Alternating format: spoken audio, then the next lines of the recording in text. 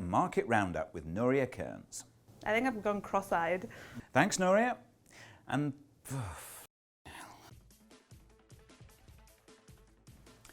hello and welcome to Property Box Weekly News. I'm Simon Evison. Now, there's been a growth in online or hybrid agents recently. One of the more prominent, Purple Bricks, grew by 300 local agents in less than 2 years. With most, their USPs are similar, offering an upfront fee to sell your property as opposed to the standard 1.5% of sale price. There's a local agent or expert dedicated to your sale, and many offer an open 24/7 status. Seemingly then, they are great value and service is customer-centric. Purple Bricks claims it takes on average 14 days to find a buyer, and they say the average saving on fees over conventional agents is just over £4,000. HowSimple.com claims that you will save even more, nearly £6,000. There are mixed views about online-only agents. Many sellers seem satisfied.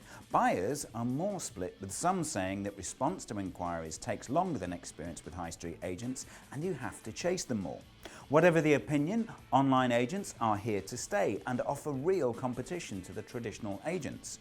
If you've had any dealings with one of the online agents, please share your experiences below. We'd love to hear from you. Cleaning post-tenancy is the cause of the majority of disputes, 58% according to TDS. Wear and tear is a grey area, possibly the least understood aspect of renting on both sides, and the cause of most dispute when a tenancy comes to an end. This is because it tends to vary from case to case, due to factors such as the condition the property was in before the tenancy began and the expectations regarding the level of normal usage from the tenant. Your inventory is key to avoiding any post-tenancy dispute. When considering fair wear and tear, you have to accept that decorations, fixtures and fittings all deteriorate over time and will eventually need replacing. The quality of decorations and appliances can vary drastically depending on the age. For this reason, the amount a landlord is entitled to when damage takes place can vary too. The Deposit Protection Scheme, My Deposits, illustrates how you can calculate wear and tear with this example. If a brand new carpet was fitted at the start of a 2-year tenancy, it should reasonably have at least another 3 years left of use once the tenancy is over. The general consensus being that an item in rented property will have a lifespan of around 5 years.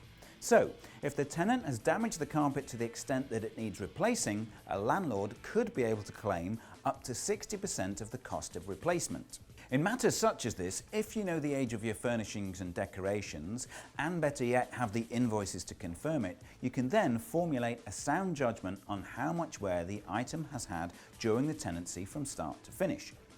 Legacy mentor and coach Arden Hanley gave us the following guidelines to avoid cleaning disputes at the end of a tenancy. Inventory. Make it clear and comprehensive at the start of tenancy with photos of wear and tear. Update it mid-term and potential problems can be then addressed before tenancy end. Check in and check out. Do it with the tenant present at both ends. Make sure they sign it and agree to charges for any cleaning or repairs at the end of tenancy. Don't be cheap. Carry out any repairs promptly and use good tradesmen. You may wish to specify a cleaner and carpet cleaner in your tenancy agreement and charge up front at the start of tenancy. Make sure your property is clean, tidy and well decorated at the start of the tenancy. A scruffy property will get scruffier, and it's much more difficult to make a claim if the property was run down to begin with. If renting an HMO, don't rely on the tenants to clean. Employ a cleaner and include it in the rent. Finally, don't let emotion cloud your judgment. This is business. If it gets personal or nasty with a tenant, it will be much more difficult to recover the deposit. As always, your comments are welcomed. Please share experiences below. Now it's time for our new regular feature, Market Roundup with Nuria Kearns.